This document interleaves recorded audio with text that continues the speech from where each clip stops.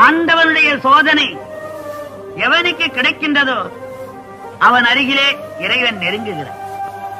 60 ஆண்டுகளாக நான் இறைவனை உபாசிக்கின்றேன். எம்பெருமான் என்னை சோதிக்கவில்லை. சோதனை செய்த மாணவன் தான் மேல் வகுப்புக்கு போகிறான்.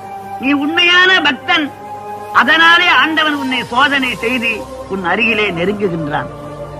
சோதனை நடக்கின்ற பொழுது தைரியமாக இருக்க வேண்டும். இன்னும் நான் சொல்வதை கவனமாக கேள். கருவிலே குழந்தை அமைகின்ற பொழுதே ஆண்டவன் தாய்க்கு பால் வாய்ப்பை கொடுக்கின்றான். முட்டையிலே இருக்கிற குஞ்சை இறைவன் காப்பாற்றுகின்றான். கல்லிலே இருக்கிற தேரைக்கு இறைவன் உணவு தருகின்றான். கலியுகத்திலே கண்கண்ட கடவுள் முருகப்பெருமான் ஒருவன் தான் என்று வியாச முனிவர் சொல்லுகின்றார். அவனை போன்ற ஒரு தெய்வம் 14 உலகங்களிலே இல்லை.